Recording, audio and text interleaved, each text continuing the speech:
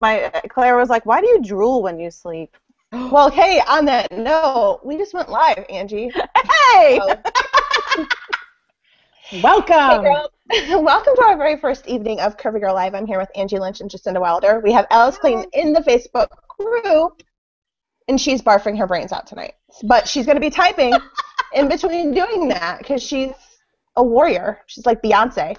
But I am super excited to have Jasinda and Angie here. So, okay, Jasinda, why don't you say hello? Hello! Jasinda is an amazing, amazing, amazing contemporary romance author. She has a bajillion books out. Bajillion and one, but who's counting? I think somebody just one hit. that one was shit. Yeah, that last one was shit. It's like echoing everywhere. Okay, so sorry, I just was like fixing a little bit of a problem we had. Okay, so Jasinda, what is your latest book out right now?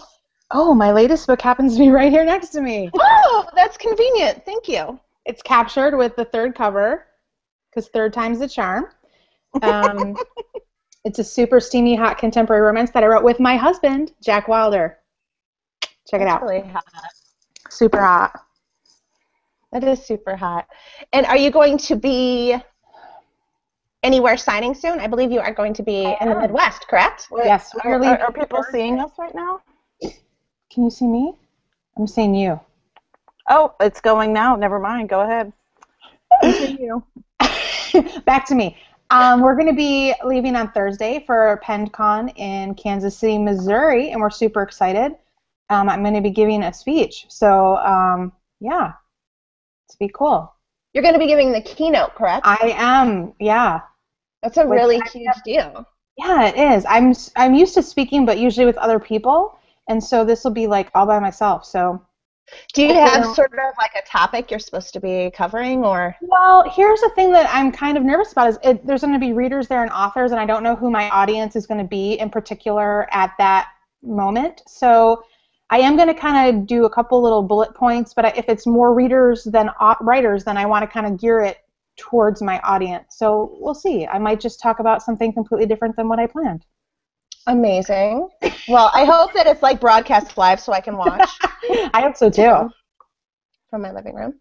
And we also have the amazing, where I do all my important things, we also have the amazing Angie Lynch who runs Smut Book Club. And Angie, I feel like I've seen you somewhere around lately. Where was it? Owl Magazine? Hold on, I think I have one right here. Hold on. I'm so surprised by that. Oh, there you are. You know, I'm going to be honest. It's amazing. It's a surly picture of you, in my opinion. Yeah.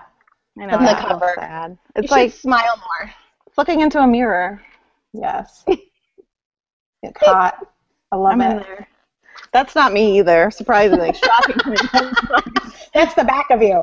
That's what I look like from the back. That's right. From the front's a whole different story. I'm not a two-face. I'm a two-side, two-back. That's Alessandra Torrey. She's So what were pretty you doing? What made you find yourself in Elle Magazine this month, Angie? Well, Alessandra had a feature done on her as an author, and yeah, so she suggested to the editor that I would be totes awesome to talk to as far as like an industry person. True dat. Oh, well, So, obviously. somebody who knows her smut. So I talked with her for a little bit, and she used some of my words in her article. That's good. Well, congratulations. Pretty awesome. We have Alice Clayton in here in spirit and live in the Facebook chat right now. And she has a new book out. Has anybody read that book? I've not read it yet. No. Wow. I know. Guess you just fell down the best friend totem pole. She was too busy reading reading my book. She was too busy reading my I was reading Captured, actually. Captured. Shameless plugging of my book somewhere. We are going to actually have links to Captured and Screwdriver in the Facebook chat, so you'll be able to get that. No problem. Yeah, Alice can't find the show right now. It's adorable, really. I love her. I love her on the internet. I'm going to share the link for you, Alice. There you go. There, right there. Click Right on there. that You link. can do right it, Alice. You can do it. I believe in you. Okay, so I guess we should start the show off properly. This is Curvy Girl Live. It's the first of many fun events that we're going to have here in Curvy Girl. We're able to have amazing panelists on, such as these two here, and we'll be able to talk for an hour. So really kind of asking them questions live in the Facebook event, asking me questions, anything we want to talk about, kind of like that conversation that you can't have with your kids or husband or significant other in the room. We'll be able to do that for an evening on Sunday. So it should be a good time. I hope you guys all have drinks ready and whatnot, and we can kind of get into that. I'd love for you to ask your questions live right now in the Facebook group event, so we can answer them live as well. We already have some coming in, which is awesome. Music coming. Everything's going to be a euphemism this show. And Angie's a 12-year-old boy. I know. I just keep giggling and covering my face like I'm a small. Oh yeah, you're so demure. You're so demure. It's making me. Okay. Oh, I don't know if I can handle all of I it. don't know. It's just all so Graphic. Overwhelming here. And also, since we have women who literally spend their entire days professionally thinking about sex, which is amazing, I need a new job. Amen. I mean, you're just tired all day. I would be tired all day. That's the first question. Are you tired all day? Jasinda has sex all day long. Oh, yeah. All day. I You're never just like, get I up. really need to write the scene out, like in my head. Can we? Yeah, I'm like telling my husband to come over and do this and that. And For he's work. exhausted. I need to do it for work. Yeah, it's a hard. Jasinda, how many books have you published so far? I think it's 45. 40 I think it's 45. 45 books. Wow. 45 titles under various names. Yeah. So some were like novella length, some were short story length, but I think it's 45 titles. That's amazing. It's a lot. Congratulations on that. Thank you. Okay, so I hope you guys don't mind. Some of the questions are going to be a little bit sexy Personal? tonight, only because I don't know. I have limits. It's all we know how to do. It's all we know. It's all we know. We can just say no if we don't feel comfortable, right? No, you can't say no. Yeah. Okay. It's like truth or In dare. some of them, it is. It is. Oh, like if you say no, then you have to complete a dare. Okay. So, we actually have a more poignant question to start it off before it gets a little bit seedy, which I can tell is going to. I didn't know. One of the topics already. Part of it. See, Alice knew. That's why she's not here. Alice knew. Yeah, Alice knew. Alice read the fine print up everywhere. Okay, so our first question is from Lindy, who said in the Facebook chat, she's actually an amazing director and screenwriter out in Seattle. You should check her out if you haven't already. She said, I'd love to hear each of your thoughts on what makes female-focused erotica different and special. What ingredients have you found to resonate with most of your audience? What resonates with you? And do you feel it can be better than what is currently offered? That's a lot of questions. Those are like legit amazing questions. That's like reporter quality question. Yikes. Yeah. We have thinking music. Okay, let's go one at a time, or like two at a time. I have ADD and I gotta. So the first part, I'll break it down for you, Common Core style. Thank you. What are your thoughts on what makes female-focused erotica different and special? As opposed to what? Isn't erotica female-focused? Like, because men are more visual and women usually gravitate towards the other senses, and I think erotica has always been kind of the sexual outlet for women. Am I wrong? No, Yeah. I agree. Like, for example, I remember porn is totally okay in my home. It's something that we're both into. We watch the kids and yeah, and so it's totally okay. It would be funny that Andy would be more drawn to like actual porn, and like I'd be the one in the corner with like literotica pulled up, right. like, which I always found to be more of a turn on. Like, hey, let me just read the short story really quick, and then I can help you out. So yeah, I think that you're. But that's normal. That's normal. That you're. Yeah. Yeah. You don't find the opposite very often. I mean, I'm sure you could find the opposite, but that would be rare. But yeah, the norm is, women like their crotch books and men like their their videos. Crotch books. But I mean, it goes the other way too. You know. Well, I like think especially for me, like for porn, Tumblr. like I would be more turned on if there was a backstory. Like, how did they both get there? Right. In that same casting agency or library or if it's living like room. if it's a 2-minute clip of you know, who's a good I can't think of his name now. Milk. Your favorite guy? Don't you have a favorite guy? Yeah. I have a favorite guy now. I can't. Manuel. Yes, that's your guy. Gosh. I know his name. I know your guy. Manuel Ferrara. Like, give me like 2, 3, 5 minutes of him, and bam, that's good right there. But anything longer than that, I'm like skip. What are they doing? No, skip. No, I'm done. But you know, I have a short attention span. Yeah, I think it's hard to be interested. There's only so much of this. Right. Right. There's not enough variation, I don't think. No, I need For story. Yeah. I agree. Yeah. Okay. So that's So and is it better these days? Do you is that the other question she had? Is erotic? Well, since, you know, obviously it's very like hot right now. I feel like Mugatu when I'm like, you know, Smut is so hot right now. It's totally trendy. Like, do you feel like it's obviously, since it's so mainstream right now, it's obviously getting better and what's being offered is amazing. Like, and it's much the way everybody started out with 50 and everybody's like, no, we can do better. Oh, yeah. You guys have done better. Yeah, but it's always been there. There's Anais Nin. I don't know if that's how you say her name, but she was around in the 30s, 40s, right? 50s, something like that. I mean, it's always been around. And I mean, it's always been around, but it's not been as accessible. You know what I think it is? Honestly, we have Kindles now. No, that's what I was just going to say. We have e-readers.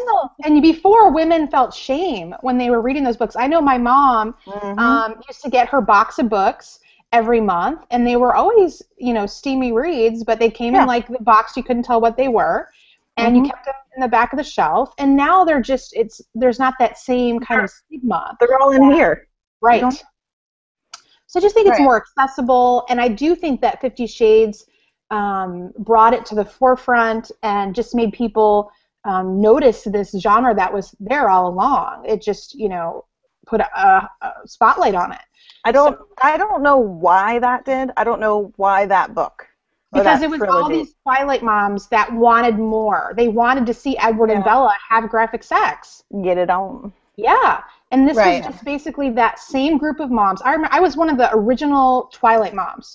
Stephanie had a group called Twilight Moms, and those women were literally like looking for images that sexually stimulated them into what the book was, you know, leaving out.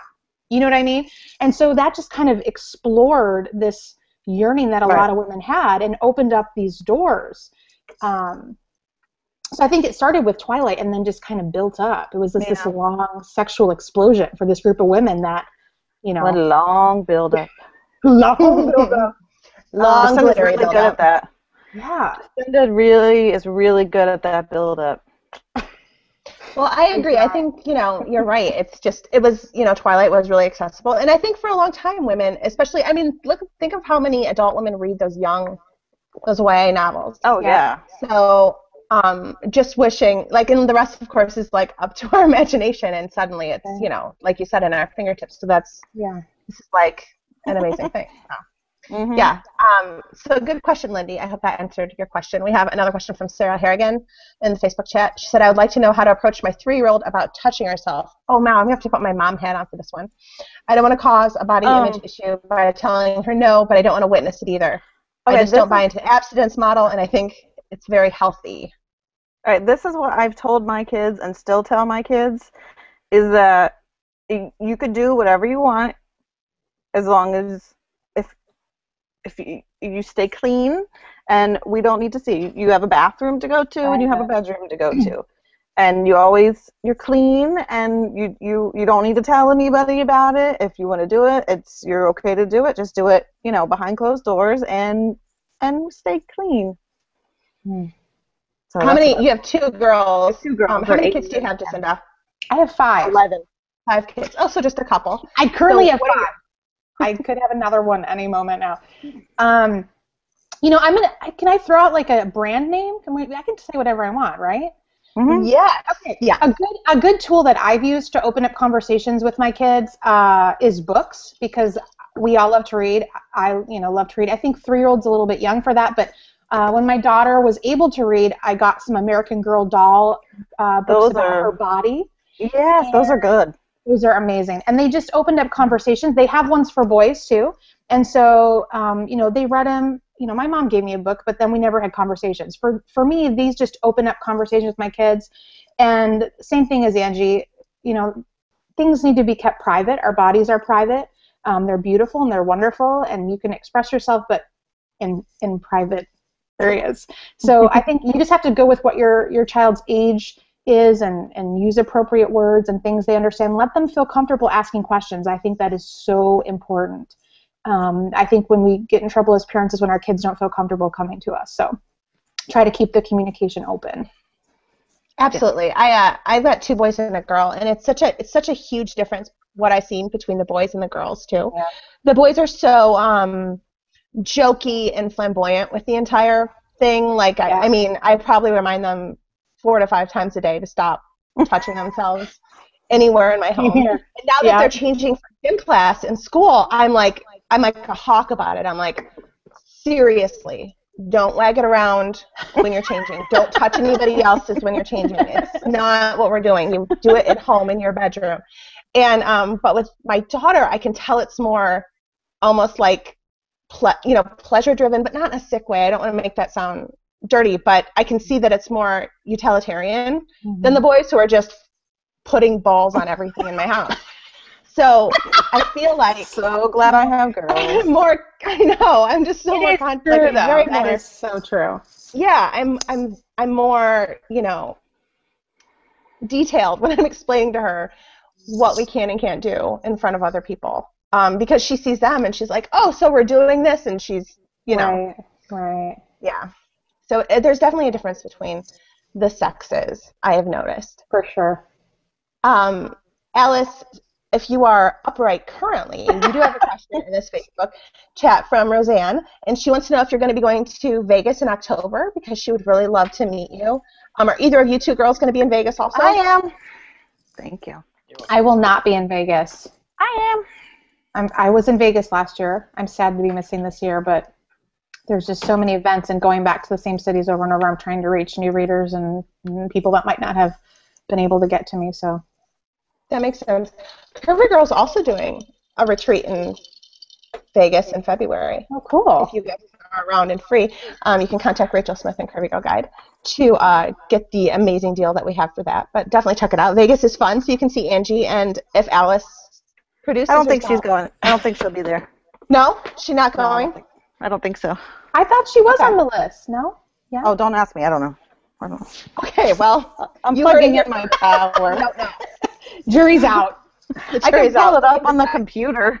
We have a next question for Angie from Sarah Haynes Warren. Off sex subject. How many colors of nail polish? Oh, breaking news. Alice will be in Vegas.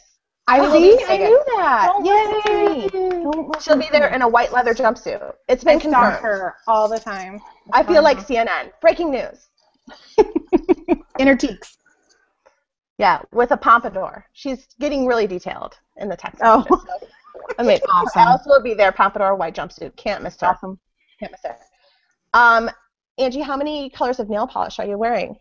Oh, this is nail art by Claire, my 8-year-old. Oh.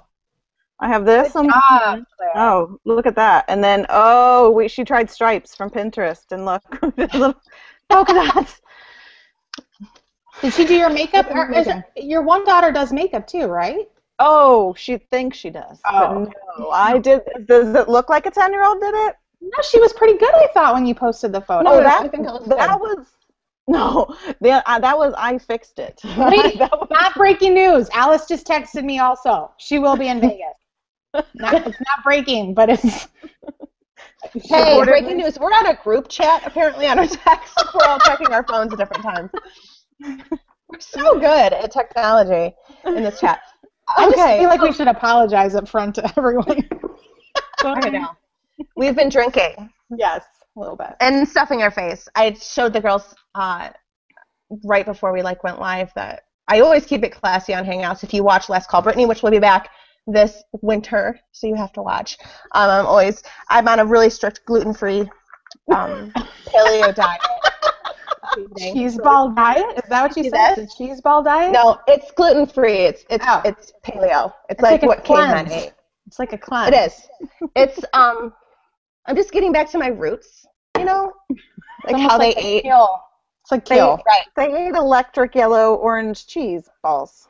Well, when they foraged for food. That's how they found it. It was fluorescent, and they found it, and they dug it up like truffles. They had. Is that like the Cartman diet? I think it's called the Cartman diet. It is. It is. There's a hashtag on Instagram for it. It's just Cartman. It's just me with one orange hand, cheese balls. sitting there completely orange with all over. Oh gosh. Oh. That's hey. Yes. Alice is texting Alice again. Clayton. Alice Clayton. Yeah, got it too. Yeah. Okay. We thought maybe we would just have this chat tonight and have a picture of Teeks for her because that's her signature footwear. She told me my boobs look really good. So they do. Lucky. They do. Lucky. If you're not drinking tonight, you should be. We are all excitedly downing some alcohol and just hanging out with you in our pajamas and actually what makes this chat so much fun.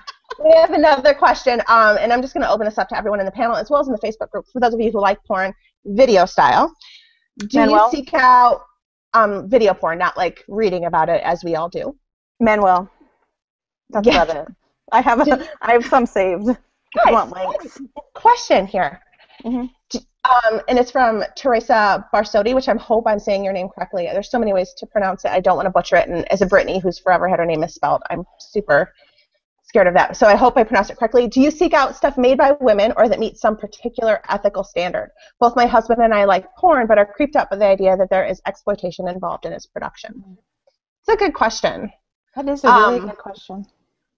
And I think now that, it is, this is just a really, I don't want to be like it's free love time, but it kind of is a free love time for a generation. We're very, sexually open right now, especially since it's so mainstream in our publication sector. So do you think that's making us more aware of what's ethically happening in porn? No, I don't know. I don't know if there's maybe if you're made aware of it, if it doesn't feel good to watch it, right, then don't watch it. If you feel kind of squeaked out by it, then don't watch it and kind of figure out, well, is this legit? People were paid to do this, or actors, or was this something that was passed around like revenge porn, which is so wrong. Revenge porn? Right. That's a real thing? Oh, yeah. It is. There's actually legislation coming about, ex-boyfriends who upload horrible, really privately shared videos and pictures. And just like the thing with what's her face with Jennifer Lawrence. Yeah. Yes. People are stealing those pictures and sharing them because they feel like they have a right to it. So that's unethical. But then, then you have people like Manuel who get paid to do it. And that's totally, in my book, that's totally cool. You want to get paid to do it? Fine, go get paid to do it. Maybe, I guess to answer a little bit of her question and even touch back on Lindy's, as I'm sitting here thinking about it, since it's so, you can buy so many sexual books even at Target now, which used to not be something that's happening. And since it's being very mainstreamed, maybe that is making us a little bit more selective because we have such unprecedented access to it. So we can afford to be a little bit pickier. Picky with my porn. So, yeah, and picky in that, I want something that's going to be a little bit more high quality and that meets my specific needs. So, yeah, I guess I am seeking that out. And in turn, I'd expect that to be just by nature more ethically produced and more responsibly produced, I would assume. Sure. So I guess, yeah. I'm not in the porn biz, so not yet at least. So I don't really, not that you know of. Maybe a different name. Maybe this will be me in porn. I don't know. I don't know. I don't watch a lot of it. Okay. Yeah. I just don't. I don't know enough about it, honestly, to answer that question well. I just know that for my husband and I, it doesn't turn us on. I feel like maybe we just have seen bad porn, or it just doesn't feel authentic to us. And for us, we have to feel like the couple really likes each other. And a lot of times I don't get that sense. And so we can read to each other in bed 1 or 2 pages of really good erotica, or even contemporary romance, and it does more for us than that. So I'm not. Yeah, it reminds me of, I think we renewed our vows in 2010, I believe, in Vegas. And we booked out a bunch of rooms at the Rumor Hotel in Vegas. Angie, were you there? I was there. Channel 69, dude. Yeah. So what they did was they streamed free 24-hour porn in all of the rooms. But it wasn't modern porn. It was like from the 80s. Oh, yeah. And so in theory, I was like, oh, wow, 80s porn, can't wait. But the men were so hairy. The women were so hairy. And in truth, that was way more enjoyable to me than what you're seeing even now, where everybody's completely It was more authentic and real. Yeah. I mean, and the women, they looked 30. All and they've lived 30 years probably. they were probably 30 and lived 60. You know what I'm saying? I mean, it just felt so like, I'm like, oh, that could actually legitimately be me, because I haven't, I'm so behind in waxing that I look like this right now. So, I just related to it so much more, and I just thought it was funny, whereas now everything is so clean and young and tight and not at all like me at all. They look like they had a baby or two. I'm clean, but I'm not like the young and tight part of that ratio is what I was wanting to stress there. Okay, Danielle D. Hergeland. Yes, am I saying that right? I know there's a huge group of women super into fantasy and fan fiction sort of genre where porn trails off, but I'm really interested in the, oh God, I hate to label it as such, indie kind of content, more along the lines of the film 9 Songs. Let's talk about artsy indie porn in literature. Do any of you guys read any indie porn? Or indie porn or erotica? Erotica or artsy, yeah. Well, Jasinda is indie. I'm straight indie. So, I mean, I will say one thing about indie. Most of my books would never be published by a traditional publisher. They wouldn't publish them. So I do feel like I have more freedom because we can publish basically whatever we want. Especially my Big Girl series. I mean, I was straight up told that it would never, even if I wanted to sell it now, even though it sold so much, they still wouldn't publish it because it's just something they don't think sells, even though, I have the sales numbers to prove that women do want to read about women that aren't perfect. It's just some kind of stigma, I think, that still exists. So I think having the freedom, whether it's indie music, indie publishing, indie movie making, you just have a freedom where you don't have anyone saying you can't do that. I have no one telling me I can't do something. Was it Macklemore and Ryan Lewis? Aren't they? Yes. They're indie. Yeah. Yes. So I think that's just the way that we are able to get content out. Because of iTunes and because of Amazon, it's so easy to get it out there. We don't have the same limitations we had before. So I personally love reading and listening to and watching things that don't have those limitations. I think it's boundary breaking. I think it's always a little bit more edgy. So I think it's great. I love it. I would say I gravitate more towards that than things that are overproduced, personally.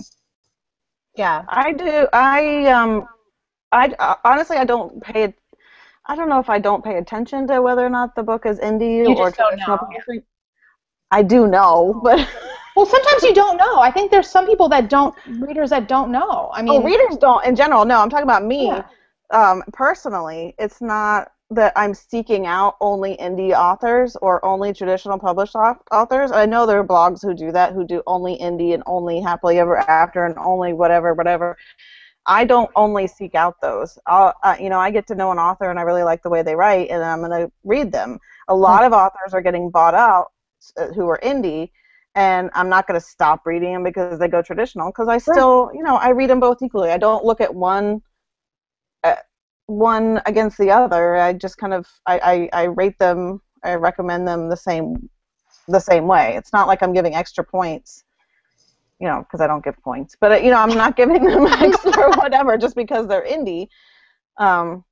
It's what you like. It's the story. It's the author. It's not the indie or the non-indie. It's for me at least. But yeah, go indie. So. Jasinda, I gotta ask. You are 100% self-published, which is amazing. Your story is actually amazing. I encourage anybody who doesn't know Jasinda's story to look it up. It was on CBS, is that right? Yeah. So awesome. Yeah. So awesome. You have such an amazing story, and I'm just totally fangirl over you all the time. Yeah. But I'm always wondering, I love that you continue to self-publish. You just own this. And in fact, whenever anybody comes to me and asks about self-publishing, I'm always like, look at Jasinda Wilder. Look at her model. It's amazing. Are you approached by publishing houses all the time now trying to?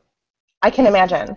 The thing that's so difficult for me, and I hope things change, I really do, but I think for me now that I've been indie and I've been in control of my stories, I've had so many publishers want to change the way I write, change, even Falling Into You, which was a huge book for me. I was on New York Times for several weeks, and Angie loves that. Yeah. If you don't have Falling Into You, you need to get it and you need to read it. That's what I'm saying.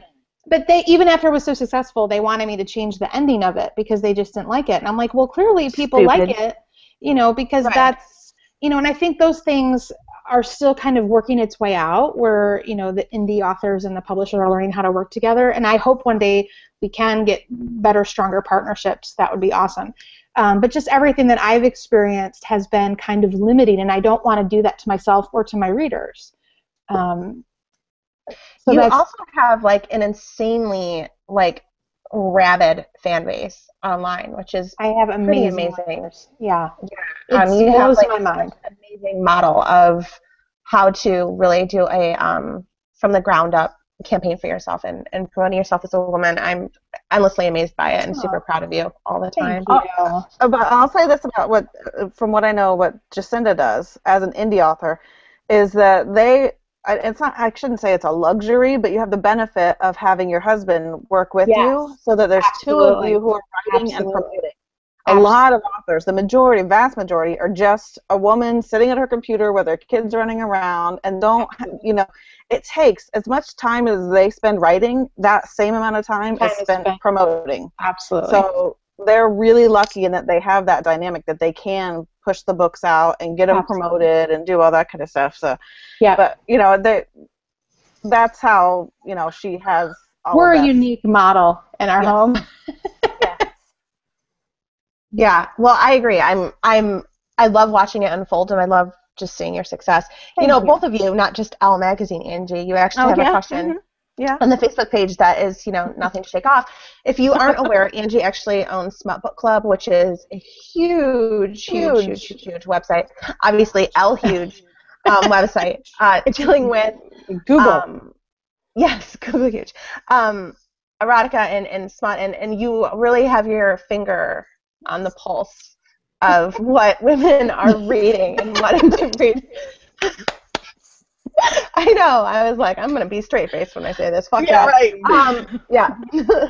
So, I know. Giovanna, who, by the way, loves the Big Girl series, Jasinda. Hello, Giovanna.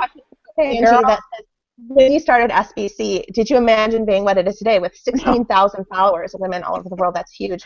Angie, I have gotten the privilege to work with Angie, oh my gosh, probably since 2009.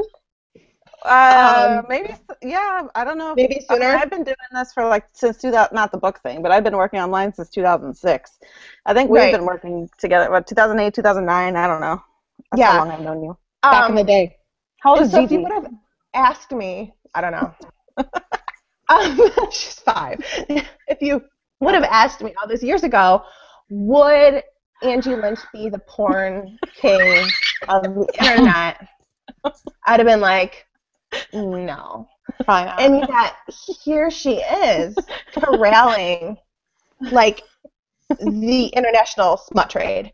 So, international smut peddler. Are you a huge hit, by the way, at Parents Club and everything I have to prove to people, okay, when I go places and they're like, oh, what do you do? And I'm like, I peddle smut. I actually, oh damn, I do. I hand them a business card, and they're like, "Oh, it's for real!" I'm like, "Oh, it's for real." I went to my 20th anniversary, 20th reunion for my high school just this summer, and I actually won an award. Thank you.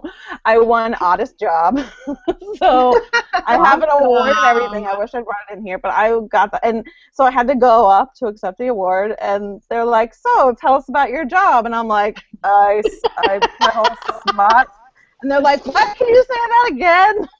I'm like, "I sell book porn." Like I don't write it. I just tell other people to buy it. But yes, Well, it started out as just you. It started out as just you writing this website, and now how many contributors do you have? You have both the Facebook page. You have a more intense private Facebook page. Mm-hmm. So I mean that's amazing. How many contributors do you have? And also, if anybody is watching this, how do they write for your site? Let's see. I have 7, 8 contributors. I don't know. I can't keep track of how many, but it's the same. Like this, I've had the same contributors for the last almost year who have been writing for me, and it's kind of grown into where they don't just help me with my recommendations. They are on Facebook, on the SBC Facebook page more than I am, and they'll sign their name there. So yeah, they help me with that, and they are in the private Facebook group, which is Muffins, the Smut Muffins, and you can't, if you're trying to get into it, you can't get into it. You have to like know somebody to get into it, or you could just send me a message and I'll add you. You have to be jumped in. You have to be jumped in. I have to beat you up. You have to recite a passage from 50 Shades of Grey. You have to profess your love for David Gandy. No, it's I don't know who that is. What? Wait, are you serious? Him? I don't know. I do know who he is. Keep talking. Hold the phone. Excuse me. You're fine. Keep going.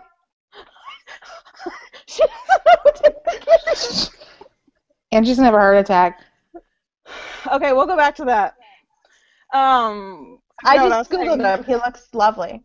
He is the ultimate man. He is. If I were to ever marry another man, it would be. Or take a brother husband. You could take a brother husband. No, I would leave him, and I.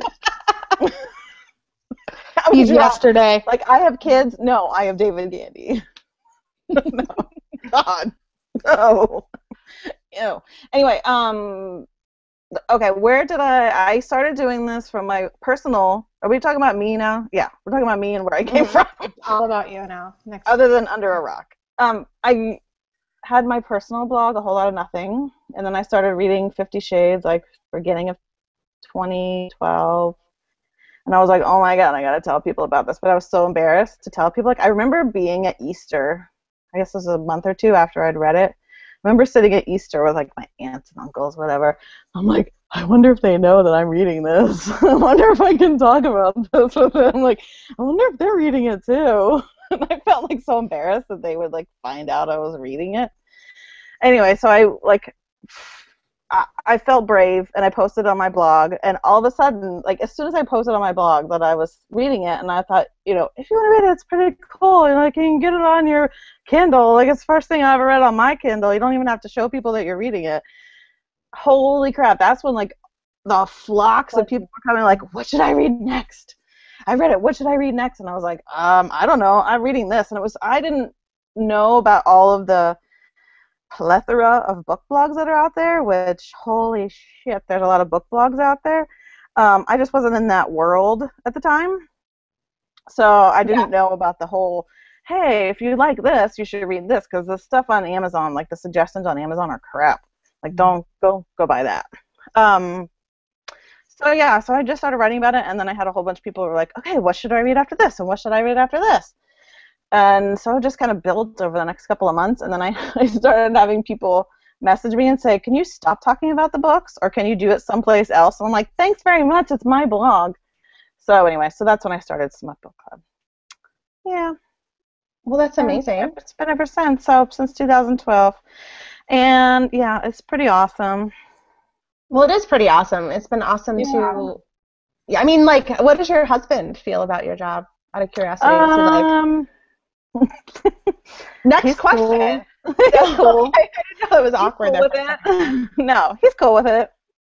Yeah, well, that's amazing. All of you should definitely check out Smut Book Club and make it your second favorite group on Facebook.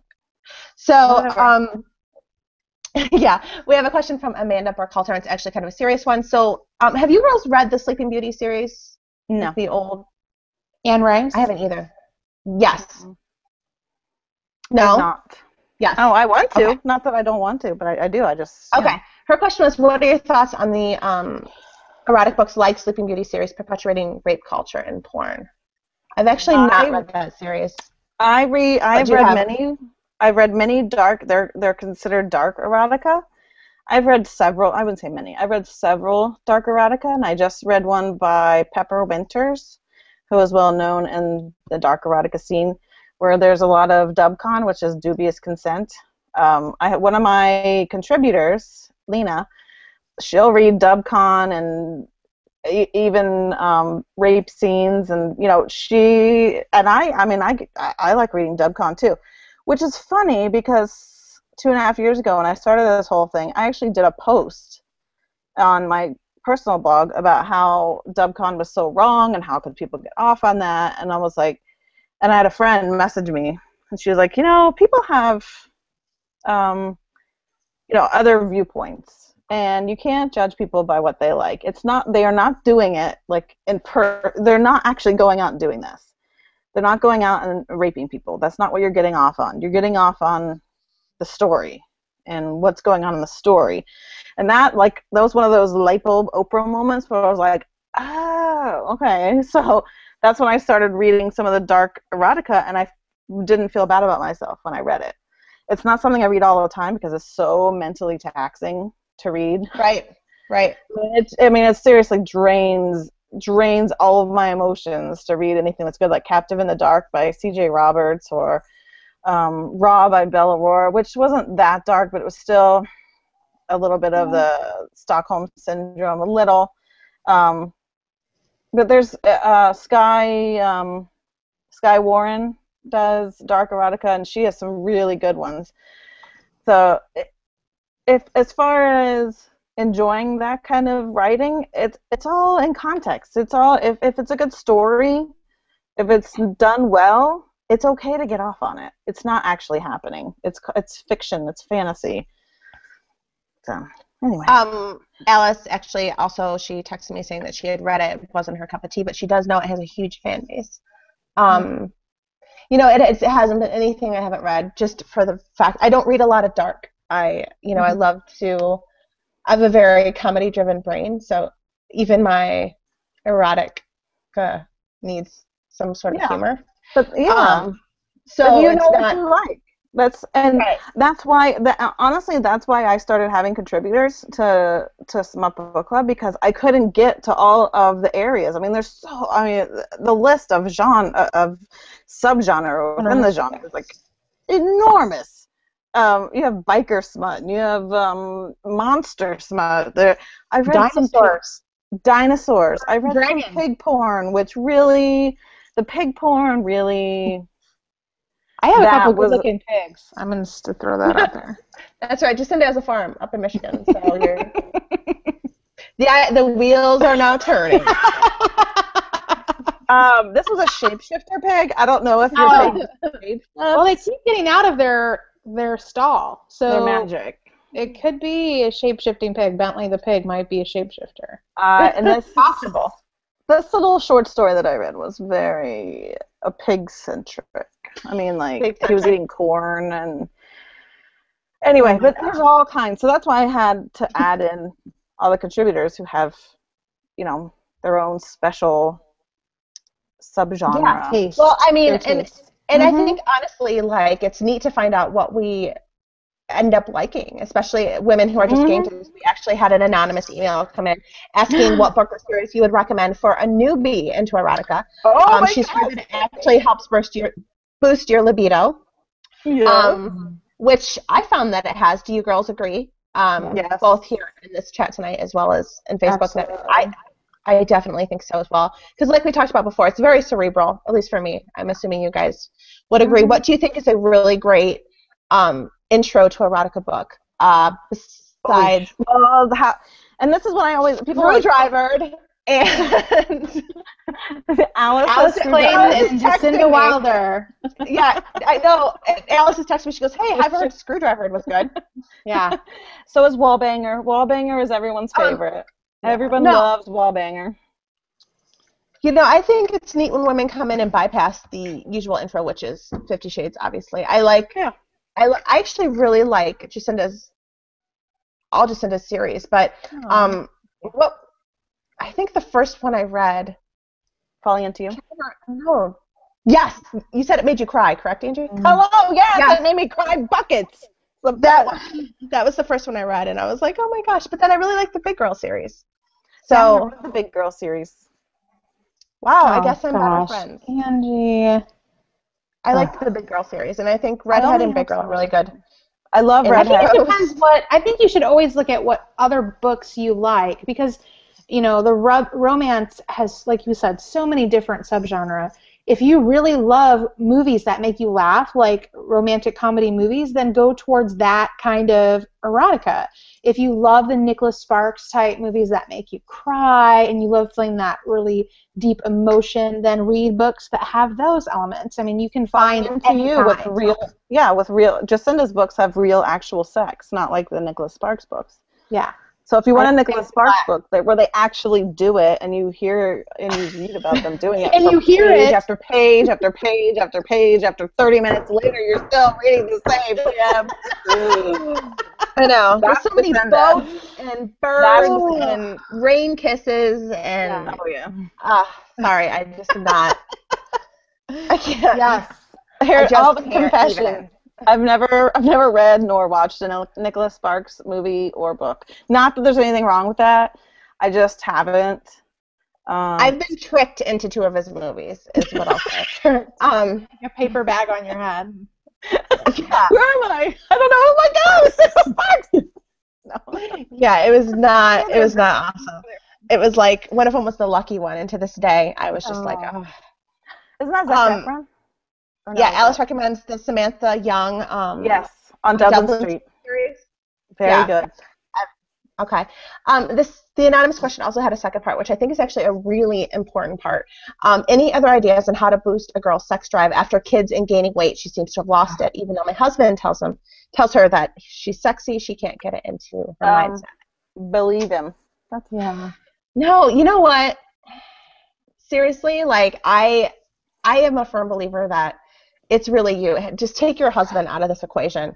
Because my husband did the same thing. When I wrote that post about having sex every day for a year, like that was a huge start of it, was my husband was getting pissed because he would tell me how sexy I was, and I'd be like, you don't believe I don't care, because I don't think I am. And it was like just on deaf ears for me. I hated it. I hated him saying it, and then I just felt bad. I'm like, so on top of feeling unsexy, I felt guilty all the time, which made it worse. So I really think it's like a place that you need to get to by taking him almost even completely out of the equation of it. I think too, right after you have, I don't know from the question how long since she had her last baby, but there's a real chemical part of this where for a certain amount of time after you have a child, you just are not going to feel sexy. You're feeling maternal. And I think that's something that you have to just know is part of our biology and part of our chemical makeup. And then I do think, like you said, you have to start taking care of yourself and loving yourself, because when you are a mom, you're always thinking about everybody else. And I think if we don't, I'm even just putting on lipstick, just taking that time to, brush your hair, take a shower, taking care of yourself and do something special for you is really important, because we just forget that, and that makes you start to feel unsexy because you never get to spend that time and focus on you. So taking you time. Say to your husband, hey, if I can go out for 2 hours and have a pedicure, we're going to have kick-ass sex when I get back. Just have that time for you, because you'll start to feel more just balanced. There's just, the mommy I feel like a lady. So different. Yeah, you just don't feel the same as you did before you had kids, and you just have to get back to that focus, turning more on you not forgetting about your children, but just saying it's okay to take that time and do something for myself. Yeah, I think it's really inherently hard for women to be selfish in this area. Me too. And we excuse it by saying, well, right now I need to raise kids, and I'll feel sexy when they're a little bit older and I lose 20 pounds. Right. So you're passing that off for this unspecified time. No. Your kids you'll never be done taking care of your kids. And you're probably not 20 pounds, so stop trying. Go out and buy some clothes that you feel pretty in today.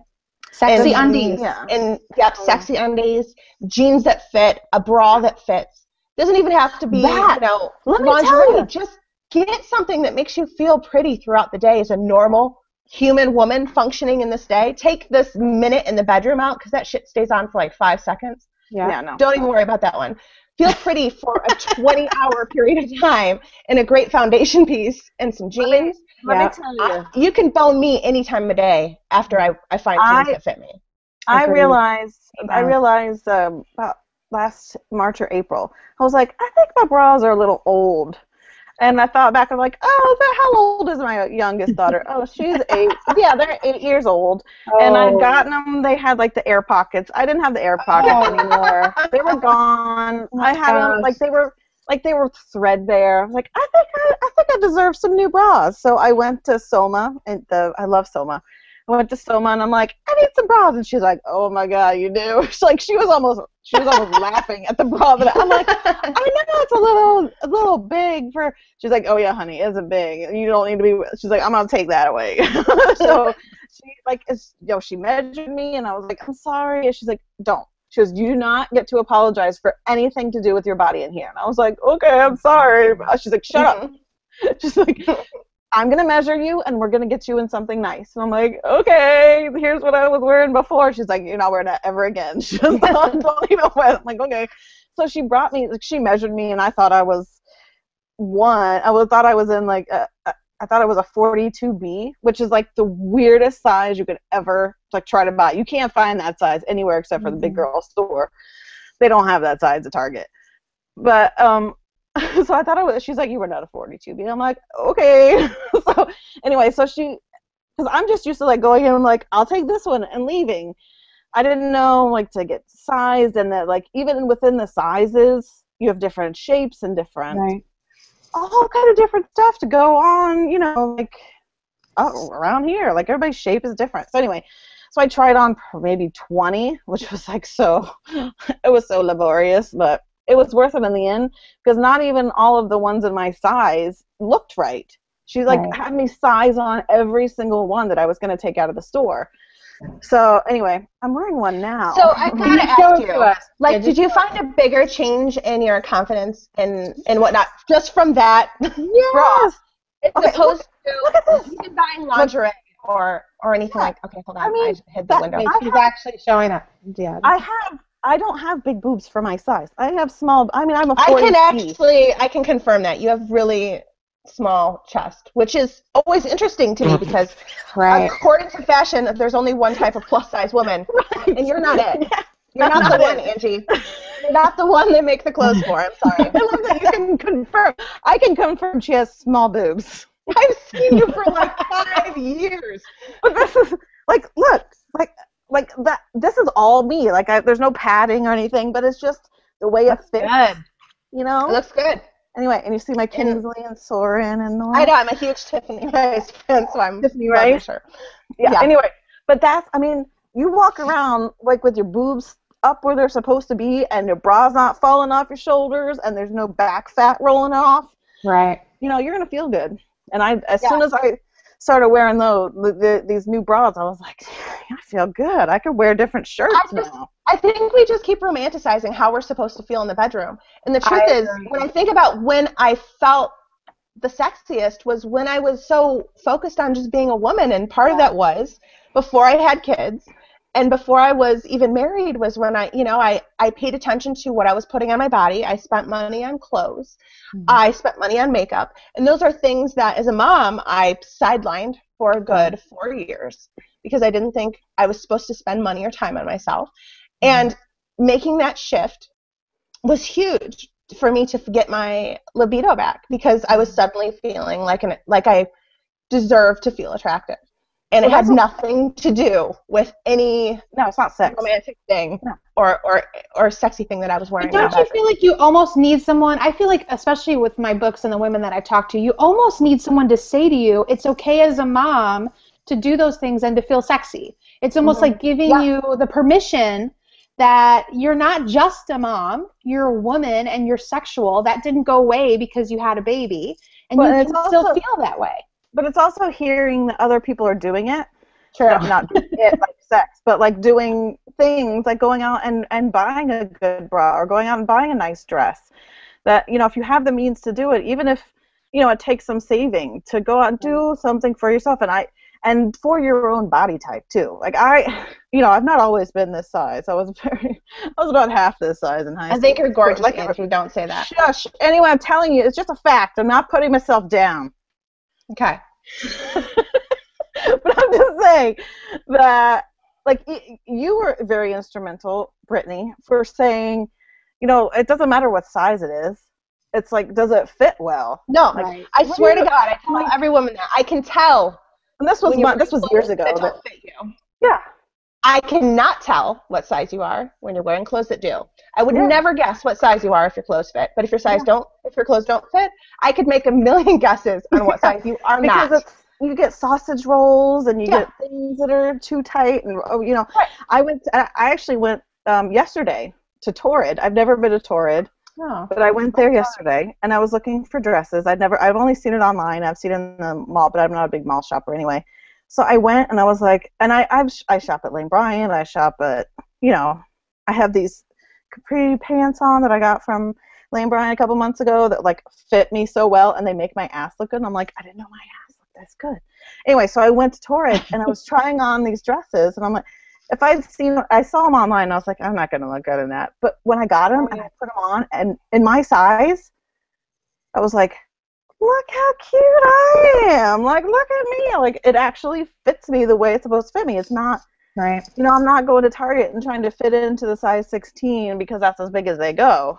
I'm going and I'm like, oh, I might be an 18, whatever. And it fits the way it's supposed to fit. And when it fits the way it's supposed to fit, I felt so much better. Well, I think women, too, when you have a baby and you say, I'm not going to go get new clothes until I've lost my baby weight. Doesn't Me that too. happen? I'd be naked. That's adorable. I could lose all my baby weight. My clothes wouldn't fit the same. I don't know where this shit comes from. But I hear women say that all the time, that they're not going to go buy new clothes because they're not the right size. After a kid, that's what shape-shifted, was my body. Like, like, I had what I thought was a normal human body before I started having children, and after my third one, I don't know, like something happened to my arms, dude. They're huge. They're like those turkeys you get from Disney World that you walk around and like eat the giant turkey. Like, all my weight goes there first. My ass, my thighs, like, I mean, I never carried this much weight there. And if I eat, say, a bucket of corn balls, that's where it goes. So, I mean, your body changes. You have to be open to that, you know, in any way. Even just aging changes your body. Fuck kids. Aging changes the way you gain weight. Like, all of these things, they change so much. So you just have to be open to it. I love doing fashion posts because, not that I want you to buy exactly what I'm wearing. I want to plant the seed in your head that you planted a little seed here. Oh, you can like put these outfits together, and you will see on my blog, I might wear a size 14 in something. I just ordered a 3X in a dress. I don't fucking care. Shit fits. Feels good on me. I don't care that it's a 3X. I don't cut the tags out of my clothes anymore. Andy's yet to divorce me on account of the 3X, so I feel pretty good about it. I have a feeling Andy'd be like, 3X, I don't know. Like, he would not be like, I don't know. I don't know what this shit means. I don't think they just don't never cared about that. They don't care. No, I mean, have you ever had an issue in either of your marriages at all with your not one? Oh, and I know some women legitimately do, and I don't want to downplay. No, the most I would think the vast majority of men just want a place to put it in. Like, they want to put it in. Preach it, sister. That's they want to put it in. Give them So entry. Alexandra in the chat, just keeping this going, I said, how do you guys deal when you're having a day where you feel so self-conscious? You're with smaller yet curvy or small friends. You know, you're not feeling jealous, but you're just uncomfortable in your skin. I do my hair. If I need to look better, then I do my hair. I don't always do my hair. I'm kind of known for my hair, I guess. Like, that's how people find me when I'm out There places. are Like, Twitter accounts just for your hair. There's not. But anybody has that one thing.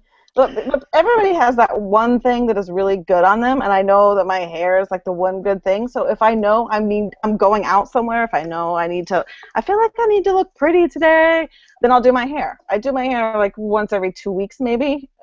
Usually it's in a ponytail or in a bun, and my kids are like, "Why does your hair look like that?" I'm like, "Shut up." But if I want to look nice, I do my hair. And I know that, like I said, everybody has that one thing, whether they have a really cool pair of heels or they have a really good pair of jeans or they have a really good, they're really good at doing their eye makeup. There's always that one thing that you can do. And I think it's important to remember, too, like, it's fine to feel like that. Like, I used to feel so guilty for feeling like that. No. I still, like, sometimes we're supposed to go somewhere, and I'm like, I can't. Nothing can I can't put anything on my body right now that's not, like, a house dress. I can't. I have to stay home. But also it's important to remember, this isn't a curvy girl problem. No. This is a woman problem. Feel this way. And I know that I hate saying like society because I feel very like damn the man about it, but they sell it as a curvy girl problem. Yes, but it's not a curvy girl problem. It's a fucking woman problem. And it's not like an us versus them problem. This is just a legit woman head game problem that we all have. And I think that once you realize that, like, instead of like looking at your friend as competition, look at them to commiserate with. Because I bet if you pull them aside and be like, oh my God, I'm having a day, nothing feels good, they're going to be like, oh, that was my yesterday. Let me tell you about it. And I think you'd be surprised how many women are going to be like, me too. And it would be all of them. I've yet to meet a woman that was like, what's that like, hating yourself? I've never... No, you can talk to you can talk to the fittest person you know, and they're going to have something. They're going to have something that they don't like they don't like their height. They don't like the way their voice sounds. They don't like how their hair grows fast. There's always something that you're going to be like, really? You have that? You care about that? And they're going to think the same about you. Like, I don't like my stomach, and people are like, so what about your stomach? Let's go out to eat. It doesn't matter what it is. Everybody has something. So I think it's exactly what Angie said too about whatever your one thing is. I mean, even superheroes have their one superpower, right? And if you can figure out what that is and go to it, and just have total confidence in that thing, it does help to focus on that, whether it be your hair or a certain color that makes you look good regardless of your day, or that one lipstick. I have a lipstick that I just put it on and I feel better. And I think that's just to know those things, know that it's okay to feel that way. And then know it's okay to go to that thing that gives you that extra little confidence boost. And also, there are sometimes, if we're just going out to eat, I'm like, I really don't feel like doing anything. I'm just going to go out in my Sinners t-shirt, and I'm not going to care. I don't care, because really the only people who are going to see me are my family, and I don't care what they think. And I'm going to go to sit down and eat, and the waitress is going to see me. Like, well, I'm not going on TV. I'm not going to a Google Hangout. I'm just going to Target. I don't need to look my best. I don't have to look like a supermodel to go to Target. Of course, that's when you're going to see all your friends. But still, they don't really care. Jasinda, when you're going to these signings, because I think what's amazing, you and Alice and so many other writers, you're really just traveling everywhere. Like, were you nervous at first to kind of, like, put yourself out there? Absolutely. To be seen? And then you have to, I'm only, like, completely guessing, and correct me if I'm wrong, but do women come up to you and be like, fucking thank God. Like, yes. I'm so glad that you look like me, because I'm not made to think that you do. Not based on your writing, but just in general. Like, do you have that sort of... I have that all the time, and honestly, it is what drives me to do events. What drives me, it's why I put myself out there, because when I see these women that come, and I've had women that have messaged me on the way to events telling me that they are too scared to meet me because they feel that they don't look good enough to meet me. And I'm like, are you crazy? You are coming to me. I just want to hug you and thank you. And a lot of times women will ask me where I got my outfits. They'll ask me, what color dyes my hair, or what, eyelashes. You dye your hair? Yeah. It's red-er. I'm the redhead, but it's red-er. Or what color, some colors that I'll wear. They'll ask me these questions, and I want to give them that info, because anything that I can give them that makes them feel even the smallest bit, give them back a little bit of what they've given me, because they give me so much confidence. My readers, they inspire me on a daily basis. So anything I can give back to them, I'm so happy to do that. And just so many personal stories of women that have been have restored their marriages over me just reading a story about something that I said a character said. That was something that I felt, but a character said it. It's blown my mind. It's amazing. So putting myself out there, it's scary. It's the scariest thing. Gosh, it's horrifying sometimes. But what I get back from it is just, it's worth everything. That's amazing. You guys, I love that the face of this entire movement and what you guys are doing, because I feel like it's so hand in hand with what I do every day. Like it's such an amazing mesh of all of these things, this perfect storm that's sort of happening for women right now, especially in terms of the body movement. We all go hand in hand with what we do every day, and it's so amazing that it gets to be women who are you, because I look at you and I think she's stunning and she's gorgeous, and I look at the amazing pictures fans put up that they take with you, and I'm always like, oh, that blue dress one kills me every time. It's the most perfect dress ever. I'm always like, but wait, you did a post about, I think it was a bra post, or maybe it was another post about Nordstrom, and I really had never looked at clothes there ever. And that freaking Nordstrom app, I don't know if any of you know about this app, and you can literally put in the size and the color of what clothes you're looking for, and it will sort through. It is amazing. And it'll sort the price, the clearance. The Nordstrom app blows my mind every freaking time. I think that you and I bonded pretty hardcore over some Nordstrom overalls. Yeah. Hello. Yeah.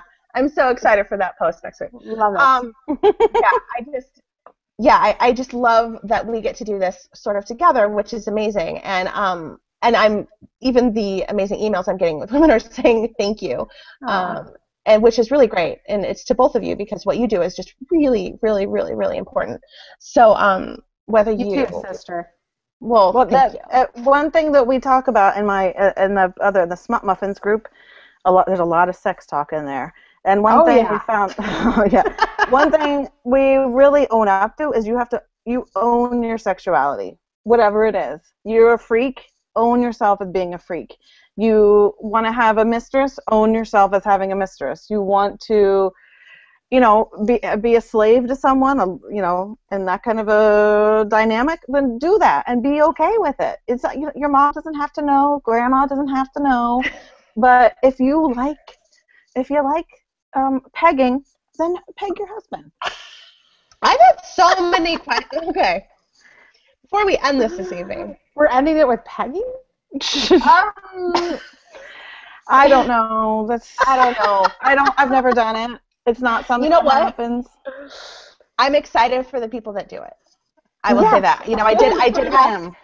I absolutely asked in the Curvy Girl Live chat tonight something that you have always wanted to do in the bedroom but haven't had a chance. Girls, I'm going to ask you the same question because we had amazing answers, and some of them are multiple partners, which is amazing. Wax play, Stephanie, yes, stripping, pole dancing, a swing. I hear amazing things about swings. And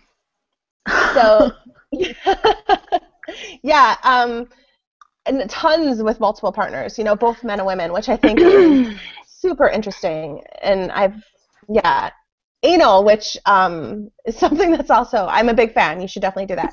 So, just don't have Mexican that day. You do you. Worry about yourself. You worry about yourself. Angie, worry about yourself. Okay. Angie, what do you want to do that you I'm going to ask this. You have to ask you. Angie. We all share, Angie. All right, I'm thinking.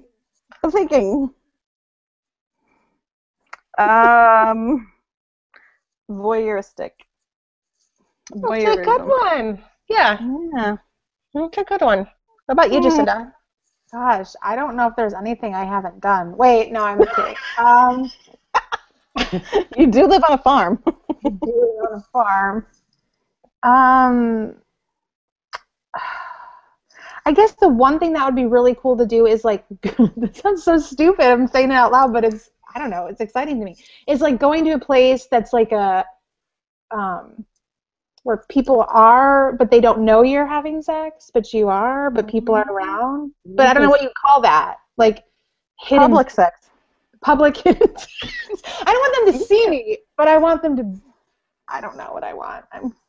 Yeah, something like that. Where I'm out there, but they don't know that I'm there, but I know that they're there. Does that make sense? Yeah. Okay. Well, All right, now Brittany. I think like a couple weeks ago, I posted, and it's on my website, BrittanyHerself.com. You can find it. It's just a couple posts down. A quiz or a link to a really great quiz that we did pass around in Curvy Girl, for a while, and you take it with your partner, and you take it separately, and then it shows you the answers that you both said yes or maybe to, which was great because it's sometimes hard to bring that up. You know, like how do you tell your husband, like, so I'd like to peg you. Right. So, I mean, it's hard to bring that up. So my husband and I took it in our living room. Honest to God, America's Funniest Home Videos was on. The kids Awesome. We were taking this quiz, and then we were like poring over the results. And surprisingly, what we were both really, interested in trying was, checking out some of those clubs and the sex clubs and stuff, just to kind of look around, not participate, but just to sort of, we love watching that sort of thing. So that's kind of like I got to send this video to my mother-in-law for Christmas. Oh my goodness. She will open that up. Yeah, she can put it in Andy's baby book, just a screenshot. A screenshot of it. No, but yeah, like really interested in kind of just checking stuff like that out and quietly watching from the back and then going home. And watching America's Funniest Home Videos, as we do. It happens. It's Tom Bergeron. He does it for me. I don't know what it is. Oh my goodness. It's Tom Bergeron and 8 to 10 trampoline accident videos, and I'm like, let's do it. We all have the same life, because I feel like I actually had that moment, actually. Yeah. Wow. Oh, I saw that squirrel water skiing. Let's go. Oh my God, Andy, it's the one with the cat on the Roomba. Let's dress like a shark. Cat Roomba video. So, yeah. This feels appropriate to end here.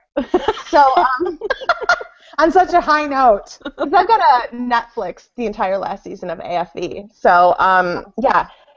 So I just want to thank you both for joining me this evening, as well as Alice via text and Facebook. And I'm hoping that you're feeling well. You can buy her new book, Screwdriver, and it's on Amazon.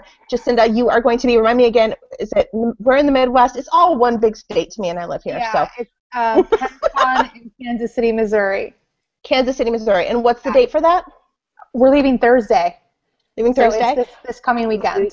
Yeah. So any Midwest Curvy girls, as well as all the amazing SBC girls who've joined our group this evening, welcome. And please post pictures if you end up there with Jasinda. I would love to see your beautiful face with Jasinda. That'd be awesome. So make sure you post pictures to the group. Angie, congratulations on Elle. Thanks. Big props to that.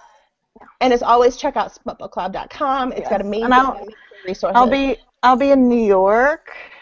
At the end of October, whatever that teen weekend is, 17, 18. And then there's a signing that weekend, and then I'll be in Las Vegas the weekend before Halloween. I'll be in New York with you, Angie. Oh yeah, I party hard. I'll be in my underpants, as always, and at BrittanyHerself.com, so you can find me in those two places. And watching America's Funniest Home Videos, which I'm going to do now. So thank you, girls, for joining me this evening. I hope you guys all had fun. We will be able to save this chat, and you can watch it in perpetuity forever on YouTube. Again, thank you, and have a great evening. Bye. Bye. Bye.